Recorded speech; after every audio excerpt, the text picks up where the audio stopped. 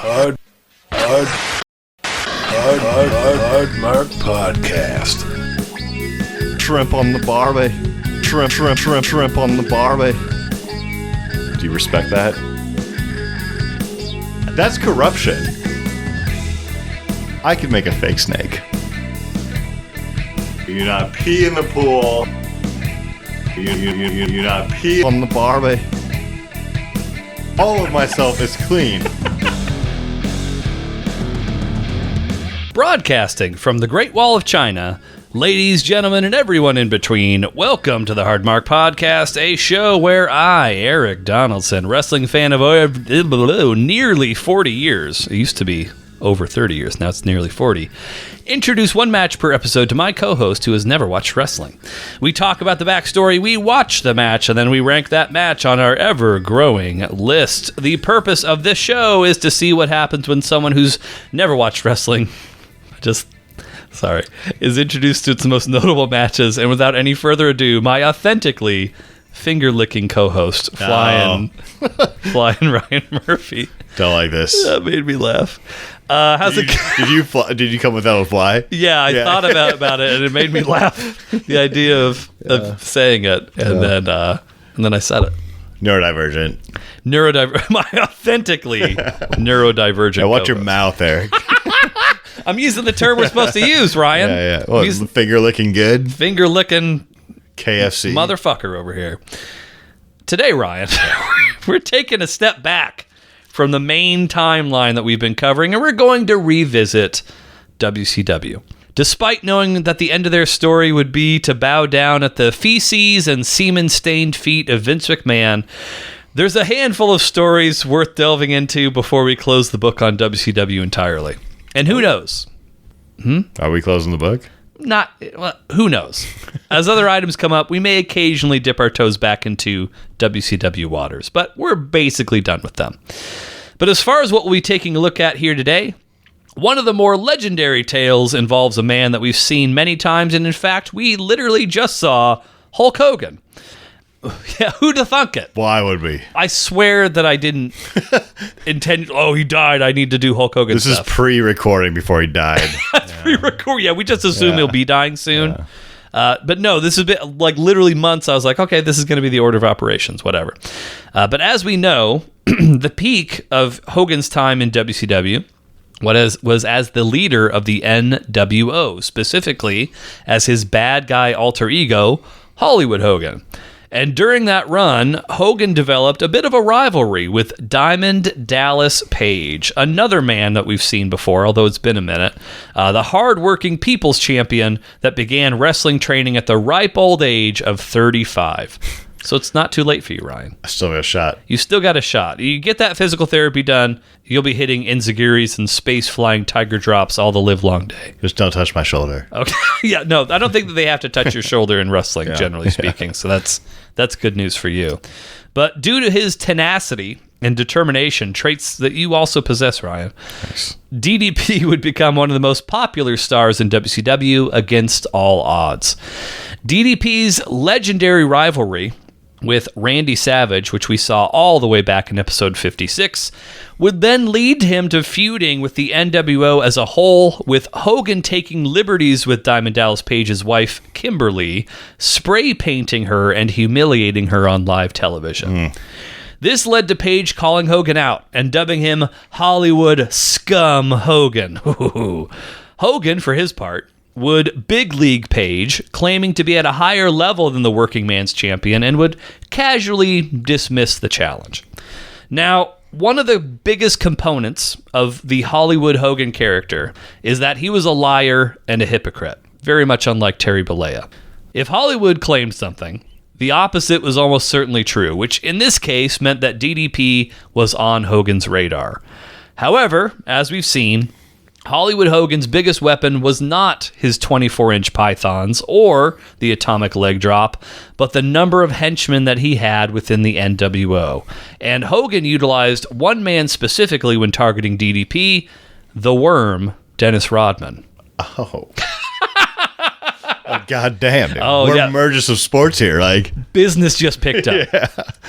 Now, for anyone who watched The Last Dance, which, gosh, it's been a few years. I'm sure Twice. you did. Wow, twice. Yeah. That's appointment great. viewing. Yeah. For anyone who doesn't know, that was the documentary about Michael Jordan's final year with the Bulls.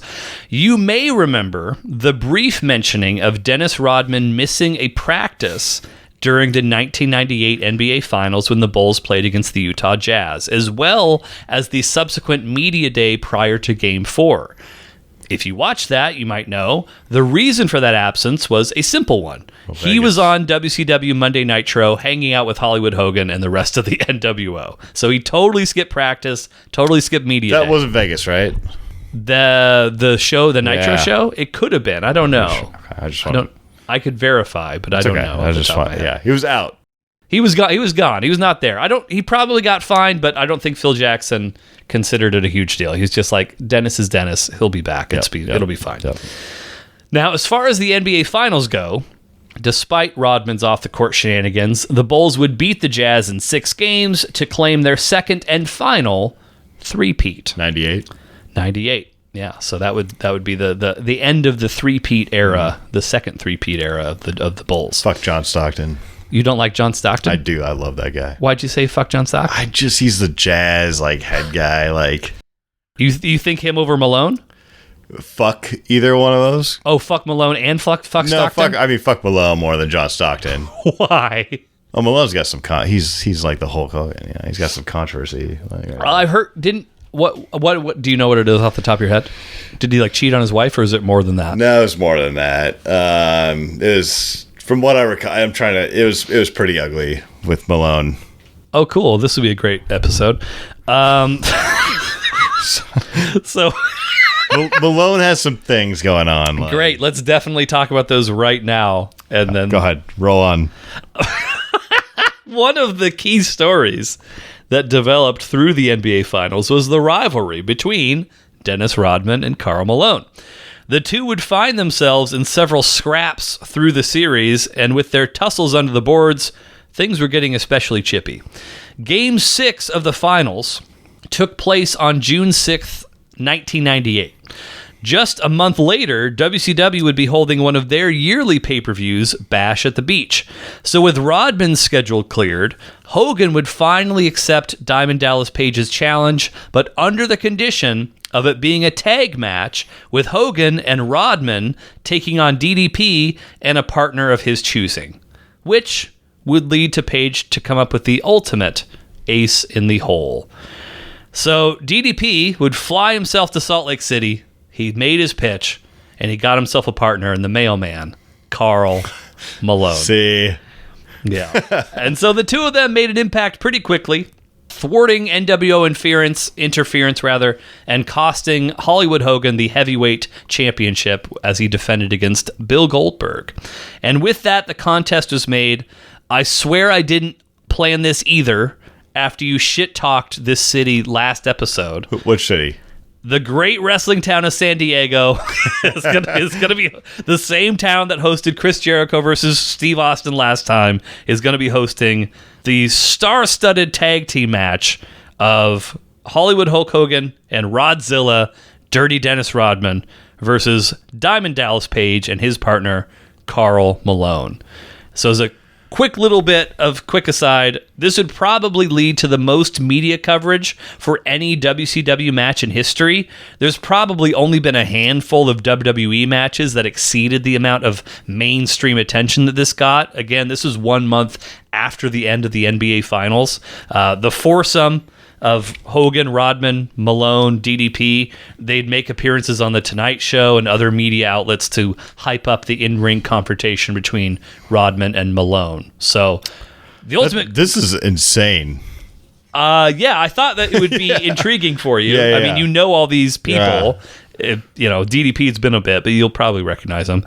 But ultimately, and we'll address any questions, clarification in just a moment, but will a motivated and titleless Hogan and his pal Dennis Rodman use their collection of dirty tricks to steal away a win, or will the hard-working tandem of DDP and Karl Malone manage to scrap their way to a W and avenge Malone's loss in the NBA Finals. Does Scottie Pippen show up? Well, there's only one way to find out. Fair enough. That's fair to enough. watch this We'll thing. watch, yeah. Any other question? Did you I did. I don't. Yeah. What's It's not great. Just tell me. I don't think it's worth. Oh, really? Is it an R word? In what sense? It starts with an R, but that's the whole. Does it? Relationships with a minor. Oh shit! Oh, I didn't know that. Oh, I thought it was a different R word. I thought we were talking Kobe Bryant R words, not that's just other R words. What? Yeah, Kobe Bryant. Kobe Bryant was a thing too. Neither one's great, for the record. But like, oh, okay. I can't. I'm just. That's.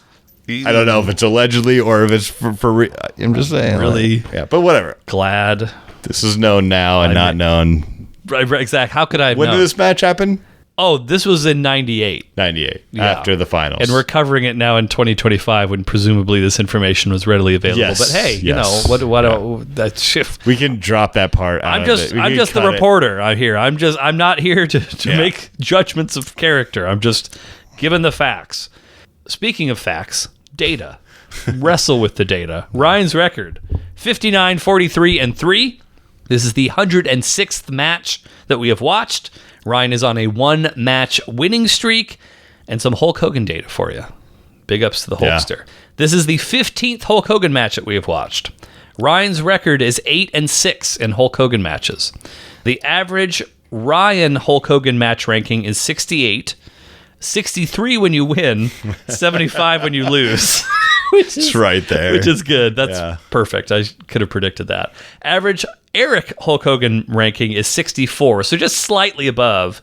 But I also, for full disclosure, there is a Hulk Hogan match at the absolute bottom. Like, my lowest ranked match of all time is a Hulk Hogan match. And, like, 7 other people. But still, Hulk Hogan's a main guy in it. I'm a little surprised they're both that low. Like, I thought, figured like there'd be. You think that mine would be higher? Is that what you're trying to say? Yeah. Oh, I mean, higher. I don't put the pussy on a pedestal when it comes to Hulk Hogan. I'm very aware of his limitations. I'm feeling such a way about him after he died. Like sympathetic? Yeah, a little bit like. Why do you think that is? Out of curiosity. He's just the face of to me. He's the face of wrestling. Even I mean, to a lot of people, yeah. Yeah, I'm surprised he doesn't he's so low on this podcast full of wrestling matches. Like, I mean, we pretty quickly established that the style of wrestling you like isn't necessarily style that he does. Okay. I will say, and this is something I actually had meant to bring up at some point in time when talking about Hulk Hogan. Just another thing that's more of a point of interest than anything like me getting on a soapbox and talking about. But it seems like a lot of people in the wrestling space very, very, very much fixated upon the controversial aspects of the last 10 years or so of his life, which rightfully so.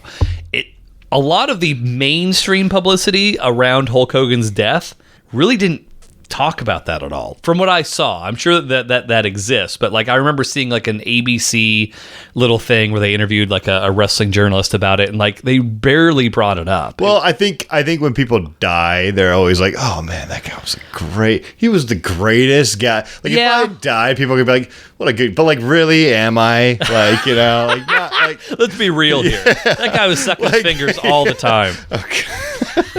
But no, I think there's an element to that. I also think, because, and especially just based on our conversations here, you didn't have any insight into that at all before we did the podcast. It didn't seem like it felt like it was new information that I was presenting to you. Yeah, I think so. I don't think that the mainstream public cared nearly. I always thought, again, I'm much closer to it, but the Michael Richards thing. Kramer from Seinfeld. Yeah. He's very much painted as oh yeah, the racist guy now. That incident at the comedy club forever tainted his legacy, where it's you either think of him as Kramer from Seinfeld, well, you probably think of as Kramer from Seinfeld first, and then secondly, oh yeah, racist. Those are the things that are intertwined. I don't know if it's just because it's the wrestling bubble or what the deal is, but I just didn't feel like the mainstream gave enough of a shit about that element of Hulk Hogan's legacy for it to even register with them in the same way that it did Michael Richards. I don't know. That's just what I've noticed anyway. I think I don't know if the mainstream media does it. I hate that phrase. You mean the lamestream media? Yeah. But like I think underlying, you hear a lot of it on like forums and stuff like that. That's where you kind of hear a lot about it and people talking about. I don't know how. I haven't followed a lot of the media like on Hulk Hogan's death. I just listened to more like people who were commenting on it, and everyone's got their piece and they want to, and so you kind of hear it. That's where I hear it from, and I haven't. So I don't know. Yeah, I mean, but I think there was stuff to celebrate about his career. Yeah, there's bad things and very nuanced. Very. It's a little bit of a nuanced situation. Sure, I get it. It's. Anytime that you say something good about someone who did bad things, you say, "Oh, well, you just approve of everything he did." It's a little tricky, yeah. Yes, but I could say with a lot of certainty, if it wasn't for Hulk Hogan, wrestling would be much, much different. And I don't know that I go listen to Eric's 25-minute stint on Hulk Hogan. That'll be your best. That's the Bible as it pertains. Go listen to that. Thoughts about Hulk Hogan. If you disagree with even one part of that, fuck you. Yeah. Let's watch the match. Okay. All right, we'll be right back. We understand that Karl Malone has been involved in some very intensive, very heavy training in suburban Atlanta, Georgia at the power plant. One can only imagine what activities that Dennis Rodman has engaged in over the course of the past couple of weeks, and only a small portion of those activities made the national press. It's the fourth quarter, and the mailman's got the ball. Yes! That's what I want to see! Malone and the Worm! He's telling the fans it's time for the Diamond Cutter, and he's going to bring in the master of the Diamond Cutter, DDP. There it is! Yes! There it was! Cover him, Dallas, cover him! Watch out from behind, it is... Diamond Cutter on Rodzilla! How about that? Disciple's in, though. The disciple is in. Oh, he wipes out DDP. Hogan covers, 1, 2, 3. Hogan and Rodman win. Right after a pair of Diamond Cutters with the disciple lending the crushing blow to Diamond. We're back. We had the pleasure of watching Hollywood Hulk Hogan, Dennis Rodman taking on DDP and Karl Malone. What did you think of that contest? I'm not really sure how to describe what I felt. I thought it was a waste of a celebrity match. Guys who were in shape and could do it. It was kind of a little bit of waste of that match, and with Hulk too. Sure, it was a little bit of a waste of talent right there. I guess I see what you're saying. Yeah. And I was trying to think there's been some worse celebrity matches. There's probably been I'm sure there's been better celebrity matches, but you're right. These are guys in tip-top physical condition. You'd think that they'd be capable of doing even if they're not trained wrestlers, because we talked about it. There's only about a month between the end of the NBA finals and this. So at most that's how much time they had to prepare and train and do whatever. But yeah, as I mentioned, we've got a match that has two NBA players. I don't think either of them really ever left their feet at any point in time during the match.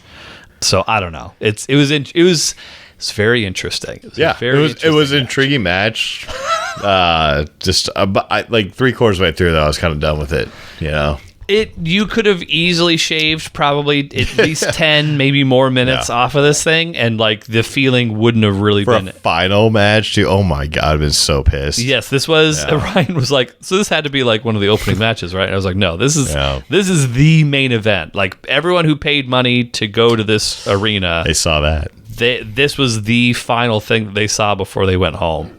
And same thing if you were buying on pay-per-view. Pay-per-views were probably around $30, $35, $40 around this era. So yeah, if you were buying this, in all honesty, you were probably buying it in large part because of this match. But yes, this was the main event of the evening. Yeah. But if there's a silver lining around this cloud, Ryan did successfully predict Hulk Hogan and Dennis Rodman to win because of your love of Dennis Rodman. I have a huge love for Dennis Rodman. Yeah. Right, the basketball player. The wrestler. Did this match taint your opinion of Dennis Rodman? A little bit. In a bit? Okay, all right. I guess we'll get into it, but I don't fault you for that. Going to in the notes here. Dennis Rodman, Hulk Hogan, they're out first. It took them fucking forever to come out. Like the match, or their music was rather playing for almost a full minute before you actually see them emerge. Like, I'd be very curious. I should probably just listen to someone's podcast about it, but there was probably like something going on backstage where it was like, we need to get Dennis Rodman out here. He's not ready. He's wearing his jeans. Fuck it. Send him out. Like something like that. We were talking about music. Yes. Like earlier in this. The rumpus time, yeah. The Chicago Bulls finals intro was maybe the most iconic shit of all time. Serious is the name of the song. Dan, dan, dan, dan, dan, dan, you know? Yeah. Alan Parsons Project. Oh, you know that. You know. I'm well aware. Okay, all right. Yeah, maybe they should have came out to that. Like, did you know that on YouTube, if you try and find it, there are 90s NBA basketball games you can just look up and watch from start to finish? I haven't. Okay. I watched it. I watched a Knicks Bulls game like a month or two ago. And it's very nostalgic. Brings you right back. I bet it does, yeah. But I watched one of the games from that 97-98 Bulls season where they set the record for number of wins. And it took me. Unfortunately, it was at Madison Square Garden. It wasn't at the United Center, so you didn't get the Bulls like classic serious entrance. But I still appreciate it. I'm gonna go off topic here, but that's very unlike you. But go on. I don't know if you're a big basketball fan. You're kind of current day. No, but back in the day. Oh, very much so. Were you like? I stopped watching wrestling because I was such a basketball fan. Okay. Oh, okay. And Hulk Hogan's bad guy turn, plus sexy ladies with the WWF. Those were the things that pulled me back into Who wrestling. was your team? The Suns. Good pick. Was it Jason Kidd era? Or was that no, before Jason? Although I did very much enjoy Jason Kidd. So like Barkley is the one that got me into the Suns originally. Oh, that makes sense. Yeah, shoot, I totally forgot about Barkley. And then after the Barkley era ended, I still would like follow the Suns, and like Jason Kidd was my guy for a little bit, and yeah, so I was always a Suns fan growing up because of Barkley. Honestly, likely because of that poster back there. I was a huge Godzilla fan as a kid, and I think because of the campaign of Godzilla versus Barkley, that's what was like, oh, Charles Barkley, I should look more into him. Barkley is great. Yeah. No question, but good pick. Yeah. Good pick. I just want to say, like, my only game, Sonics were kind of brief before they moved, but my dad took me to a game, and the game I wanted to go to was the Suns because of Jason Kidd. Oh, okay. So you were. I was also kind of a Suns fan, like like in some way we're different play, but like like I was a Suns guy. Yeah, nice. I mean the Bulls. I just want to I like growing up, like 90s. I was 8 years old. The Bulls are the champions of the world. Yeah, like I was a little bit of a Bulls fan too. Like you couldn't hate the Bulls. I don't know anyone who hated the Chicago. If you lived in New York, maybe you hated the Bulls, but like fuck, Michael Jordan. Yeah, it's hard to hate Rodman. Pippen. Like Bill Wennington, Bill Perdue, all the greats. What's his name? Horace Grant. Phil Jackson. Oh, Phil Jackson. Yes, the whole thing. Like Steve Kerr. Steve Kerr. Steve Kerr's the man. Like he's on that. Yeah. I love Steve. I mean, Steve Kerr was great. He had his role, and like he performed. He's a role player. Admirably. Yeah, for sure. So Ron Harper. Was that Indiana? I think he played for at least one or two of those Bulls teams around that era. But yeah, I think he also played for nasty. What did you say? Little nastiness. Ron Harper. Was he little nastiness? Yeah, Ron Harper's a little nasty. Okay, I didn't know he was a little nasty. Yeah. All right, I'll take that to the bank. Being the guy. I mean, okay. Let's move on with the wrestling. DDP and Malone. They come out next. Really milking that Karl Malone entrance. Michael Buffer, he's got the entrances going. He's out there. He's on point.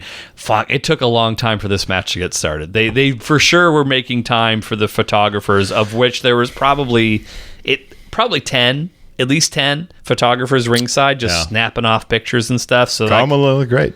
Karl looked fantastic. Yeah, great. Like a wrestling real wrestler, like more than a basketball player. Yes, very much so. Rodman I'm just going to read my notes. And a lot of these things I'm recalling from writing the notes, but a lot of these things, it's just, you can't help but watch the match and think these things. Rodman appears to have a hangover. He's wearing jeans and a t-shirt. And he kept the t-shirt on the whole time, despite the fact that when the match was over, he took the shirt off. He looked great. Yeah. I don't know why he kept the fucking shirt on the whole time. Maybe he liked the shirt. I guess maybe just trying to sell some I have t-shirts. a shirt I like. And guess what? I don't take it off when I like it. But yeah, like, as we'll get into, something was going on with Rodman. I have a hard time believing that something wasn't happening with I mean, he him. just might just not be that good of a wrestler, like, to be honest. Like, that's a tough game to jump into. It felt like... And going against Karl Malone. I mean, Karl Malone... He's kind of a beast. Not an incredible fucking performance, but you could tell he was fucking trying. Yeah. He was really giving it his all. Rodman, not so much. Yeah. He would get in half the time. He'd just meander out of the ring, and the referee would be like, "No, you're in the ring right now. Like you're supposed to be doing this." Yeah. Very strange stuff. But anyway, we get the match that everyone's been waiting for a whole month. The scrappiness between Malone and Rodman. It's there. It's in the ring. Shockingly, Malone and Rodman start out, bad. Really bad. It was just a series of Rodman ducking out of the ring to avoid Malone, which very classic Southern wrestling. But like, oh man, this just drug so long to the point where the fans were starting to chant like boring. Yeah. And pretty quickly off the bat. Like, within the first 5 to 10 minutes, there was a couple of boring chants. So it's like, man, we got to give people something.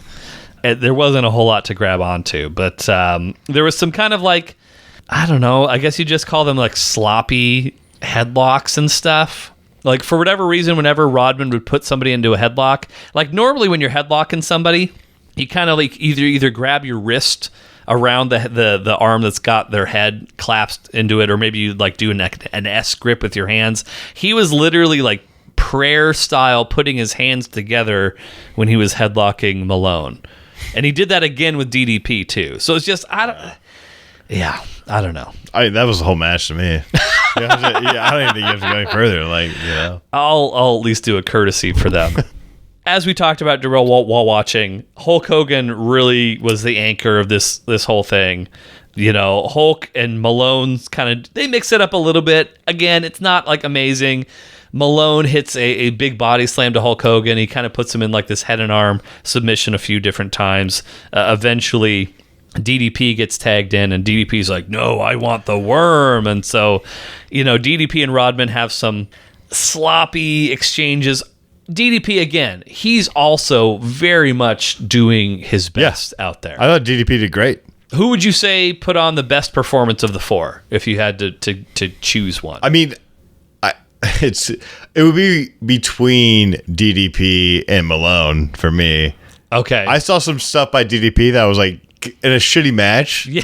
And I saw some like flair from him, you know? Sure, right. And then Malone also, like to your point, like he came with some like he came to wrestle, you know? Yeah, like, he was prepared. He was like, you could clearly, like he wanted to deliver a good performance. I think so. Like, and then you have, you know, Hulk Hogan, who did like whatever, like he did fine, kind of his basic stuff, but Sure. his teammate really kind of like Rodman kind of like didn't do much, like immediately getting thrown out of the ring and all that stuff. So yes, like, I don't know. Yeah, it would be between DDP and Malone would be the best. Yeah. And they were on the same team, so like, like I don't know, like, and they both lost. If only they could have wrestled each other. It would have made it much better of a match. But just I don't know. I'll go to the notes. This is another one of those things where it's like, why even bother? But a lot of punches, some chokes by Hogan. We got some body slams. The theme of the match is Rodman tags in, does like one or two things, and then immediately tags out. I think that's kind of the main theme of what you notice if you're watching this thing. This could have been if Rodman had like thrown some like, I don't know, like some wrestling magic around. It could have been like a legendary match to see. Like if Rodman gave a shit about what was happening, it could have been amazing. Like this could have been iconic, you know, for like the time, you know, like let's not go too far, but it could have been really, really good. It could have been really good. But he didn't do anything. He didn't do shit. You know? Yeah. So, like, and like, I don't want to shit on your guy. It's okay. But his performance really dragged this thing down. He did. Yeah, I agree. Because, I mean, so much of the intrigue is about, like, what's Dennis Rodman. When you told me, I was so stoked. And, like, hey, you can even be, like, a big Karl Malone fan, but, like, just having watched Dennis Rodman and how he played basketball and how, you know, he'd get in his little cheap shots, and he was very... Like, they called him the Worm for a reason. It's very wrestling-like. Yes, you know? Like, he played basketball like a wrestler. He could have had that moment. That's what I mean. Like, so that's unfortunate. And despite the fact that he played basketball like a wrestler, unfortunately, he also wrestled like a basketball player, which is unfortunate for everybody. Yeah. But I told you they should throw some hoops. They should have put some hoops in there. Just punch it up a little bit. Yeah. Really quick aside. Announcers, any opinion about the announcers? Good announcers. Okay. I thought they were good. Yeah. I don't have any standouts, but I thought they were good for calling this kind of thing. I thought they were good. Yeah. Yeah. It was totally serviceable. Yep. Nothing incredible, but I would say the fans kind of the same. I understand they were bored, but like also like it seemed like a modest, tight crowd, you know, like people who liked wrestling, you know. Right, yes. Maybe disappointed in what that was, but like they were a tight group of wrestling fans, Absolutely. Yeah, very much so. Yeah. We'll just jump to the end here. So there was definitely a point where Malone gets tagged in and he's like firing away with clotheslines, body slams. I think at this point you're like, oh, I think I'm losing this match. Yeah, I did. I thought I was done. Thought I was cooked. Just based on, you know, Malone. He's Malone's Maloning up. But let's see. We've got DDP gets tagged in. So he's the legal man now. He delivers a diamond cutter to Hulk Hogan. And then Malone delivers a diamond cutter to Dennis Rodman, but while that's happening, the referee's like trying to get them out of the ring. Hulk Hogan's pal, his disciple, runs in, the former Brutus the Barber Beefcake, and he runs in. He hits DDP with not a Stone Cold Stunner, mind you, but the Apocalypse, and then that takes out DDP.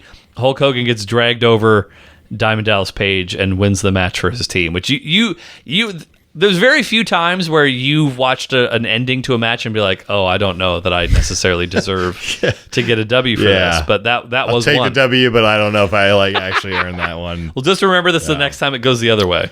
I always do. I'm a fair critic of myself. Nothing if not humble. It's so hard to be humble, but he is. But the match ends. Malone attempts to celebrate a moral victory. He's like complaining to the referee, delivers a diamond cutter to the ref. The ref goes down. DDP and like Malone are celebrating even though like they lost the match. The NWO music's playing. Rodman and Hogan, they leave. Rodman again, he takes his shirt off. I don't know why he does it at the end of the match.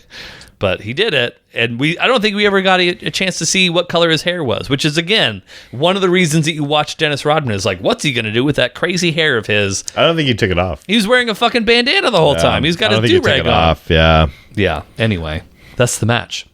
So Thank God. So now we got to figure out where to rank it. Let me pull up my ranking on my computer here. Let's see. Oh, it's the last thing I ever checked on Google Drive. This is tough, man. This is going to be a tough one to put anywhere. I mean, I know where I'm going to put it.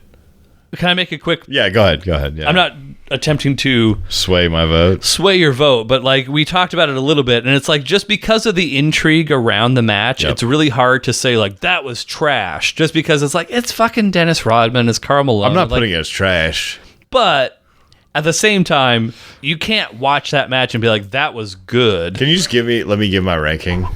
Yeah, I'm just setting the stage. I don't want you to influence it anymore, okay? I know where I'm putting it, and I feel like it belongs there. All right. As influential as it is. And it was. It wasn't influential, but it was a big deal. I watched the match, and I enjoyed the whole thing. What? No, you didn't. Well, it sucked as a match, but I was like, but still, like the whole time, like up to like, oh, like you got Rodman and Karl Malone in this match with Hulk Hogan. Yeah, that's sick. You were definitely not enjoying it. I'm not gonna put it in a place where I enjoyed it. You're gonna see, but I think it firmly belonged kind of in the middle of bad. Okay. Yeah. All right. It doesn't belong in trash or awful, but it belongs in bad. You cannot. If I put this in okay, I think I'd be like unraveling the yarn of my wrestling. Absolutely. We can't have you unravel your yarn. To me, that's where... Not after last time. It goes... Yeah, I think it goes in the middle of bad. Okay, let's see what's in the middle of bad here. Should I put it behind Hulk Hogan? or above Hulk Hogan? Oh, man. Should I bump Hulk Hogan down? Does he need another bump down? He just died. Yeah, I mean, his ego's pretty outlandish right about now. So, oh, man, I didn't realize that you put Hulk Hogan and Randy Savage in bad. I was just looking at that right now. Oof. Yeah. Is that a harsh take? It's a little harsh. Where'd you have it? Especially... I don't know. I'd have to check. I'm not sure. I probably have it in okay to good, if I had to guess. The match itself is like fine, but the build up to the match is like phenomenal. So I don't know, but like, yeah, it's just seeing that in bad is jarring to me. Well, maybe then I shouldn't bump it down. I'm not sure. So is there a match that's like jumping out at you or something that you recognize in bad that you're like, I don't know, as you can use? We have Hulk Hogan versus The Undertaker right below that. Is there any information I can provide to you that would assist you with that? Should I put it in between the Hulks? Don't ask. What are you asking me for? I don't know. I'm trying to. You've never asked me for my thoughts on your ranking. I know. I said the middle. It's kind of falling in the middle. I don't know. Like, honestly, like, I think it should. I think you should probably go below both the Hulks. Okay. And just so you're right below both the Hulks. Okay. And then because the Undertaker couldn't have possibly put on a worse performance than Dennis Rodman did. Absolutely not. So you're thinking below Hulk Hogan versus The Undertaker. Yeah. And above Ric Flair versus Terry Funk. You got it.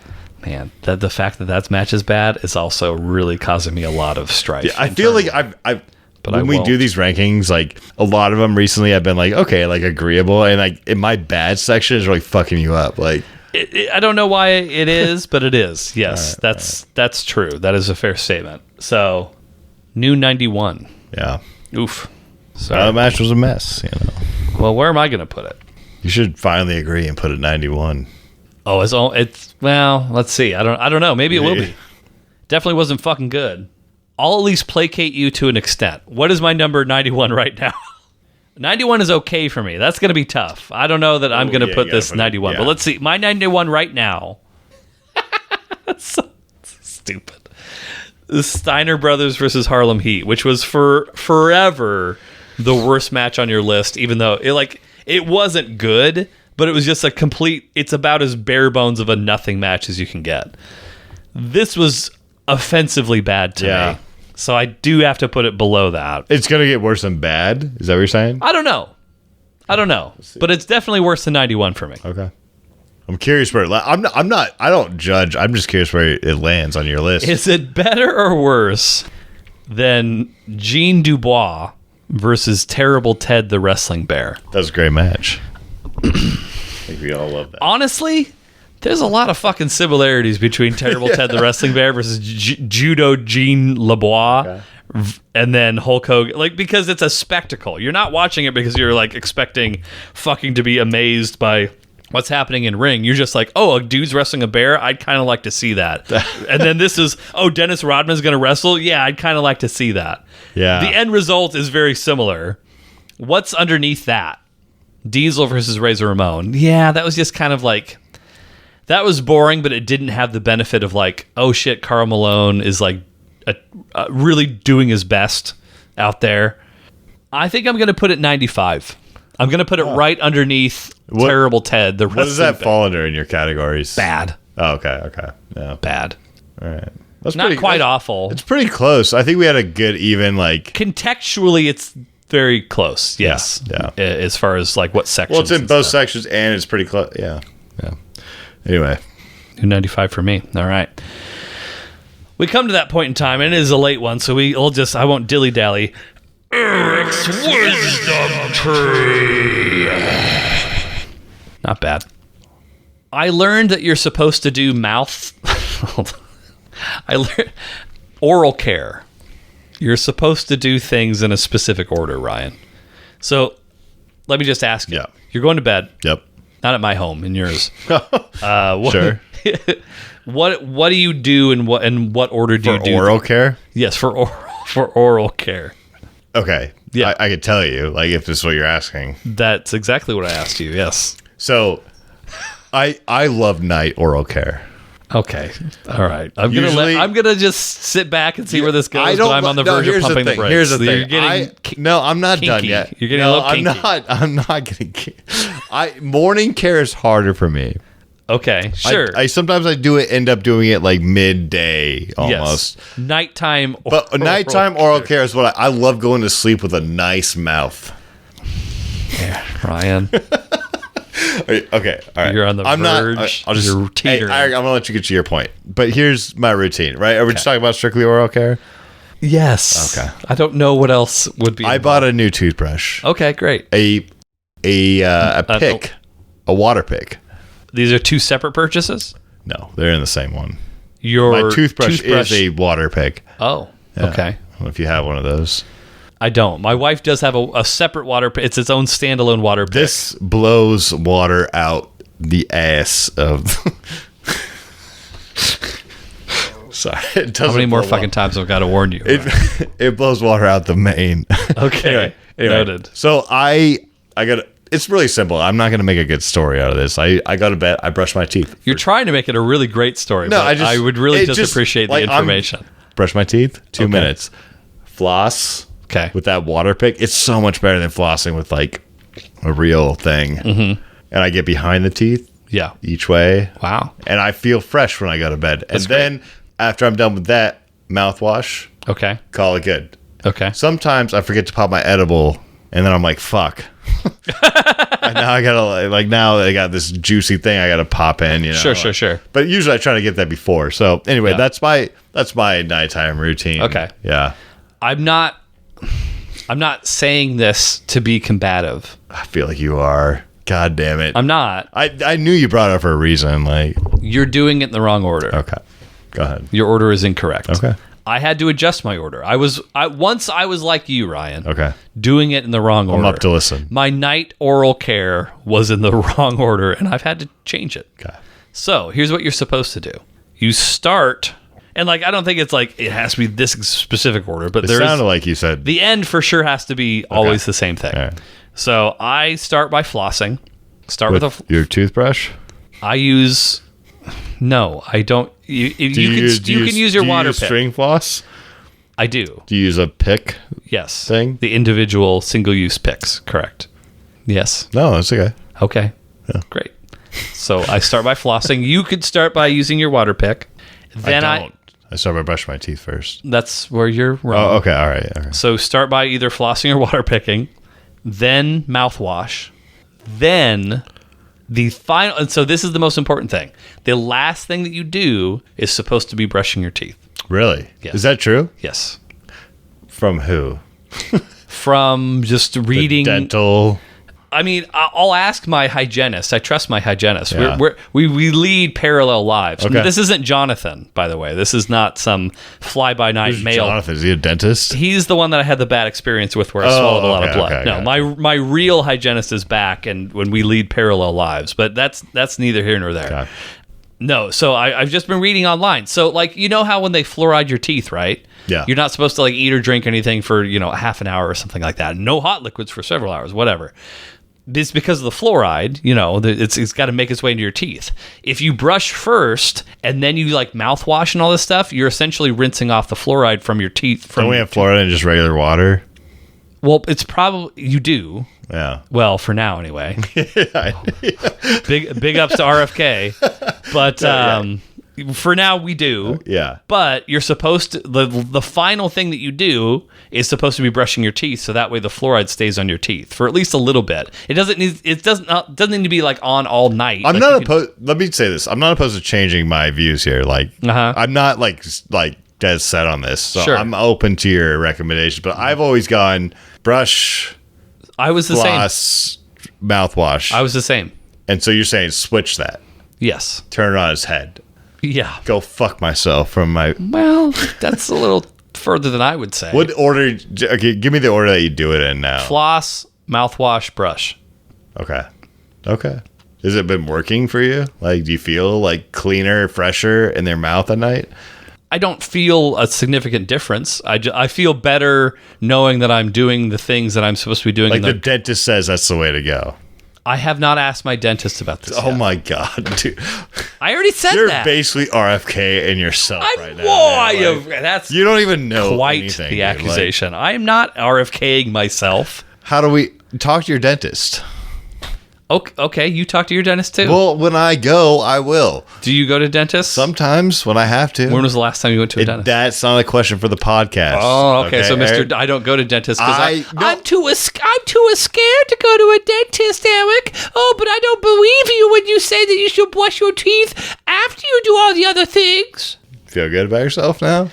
Can I Let inspire me you? start sucking on my fingers, Eric. Do you have fluoride in your fingers? Can I give you? You know what? I'm not going to pass judgment on you because You shouldn't. I do it, but I could very easily. but you have no reputable evidence that this is the correct way. You want me to fucking Google this shit right now? Talk to your dentist. I'll just Google it. You're gonna chat GPT this shit anyway. ChatGPT the bitch out of this. That's not a sentence that people say. First of all, You're right. What order? How would you phrase this? You can't just say oral night things. I don't know. What No, you order, probably could. You talk to ChatGPT, it'll tell you. What order to brush? Okay. Interesting. Oh, you learn a little something? Well, this is according to Google AI. Yeah. Again, we'll see. This does say floss first, then it says brush, and then it says mouthwash. Mouthwash last. That's what this says. I haven't been doing flossing first. I've been doing brushing first, then floss. I thought you just brushed and then flossed. Well, let's see here. That's what I always thought. Well, I trust Reddit. Let's see what Reddit. I think this originally came from Reddit anyway. Okay, who am I to doubt Multi-Insight, who posted this 8 months ago, Ryan? What I've been doing for 20 years and what I was told by and I haven't read ahead, so this could blow up in my face. What I've been told by multiple different dentists is that you floss, mouthwash, and then brush. Wait 30 minutes after brushing to eat or drink. Floss first. Why would you eat or drink again? You're going to bed. Sometimes, like you said, water. Like maybe you want to drink a water or something. Water's not going to do anything. Can I finish? Floss first to get rid of most plaque. Mouthwash breaks down the remaining plaque between the teeth and washes away the plaque. Brushing to clean the teeth and gums. Wait 30 minutes after brushing before drinking or eating so the fluoride has time to whiten the teeth. My current dentist said I have strong enamel, healthy gums, and white teeth from doing this routine. So I'm just giving people advice. Dude, I'm going to set up a dentist appointment right now. And I'm going to go and I'm going to ask them this question. Mm-hmm. And then ask them. I'm coming back. What do you know about Karl Malone and his? Yeah. What does he do with with the R word? What has he done? Tell me, and then see what your dentist says. I will. Thank you. That's all I ask for. Yeah. No, I will. I'll come back with these answers. Okay, and if you don't, you owe me $20. That's not, no, wrong one, Eric. All these are $20 bets automatically. It's just a thing. What would you do without my wisdom? I wouldn't wipe my butt. Stupid. All right, that's it, everybody. rate and review. Don't use that in a clip. It might be the thing you get sent to you on TikTok. Rate and review on per your preferred platform: iTunes, Pocket Cast, Spotify, etc., YouTube. Tell your friends, tell your loved ones, tell your neighbors, tell your dog. Put it if you leave the house and the dog's just home. Put on the Hard Mark Podcast for your dog. Just try it. See what happens. Then maybe they'll like it. I think Ryan has a very soothing dog voice, personally. Thank you. If you're not hard, get hard. Once you get hard, stay hard. That is all, folks. I love going to sleep with a nice mouth.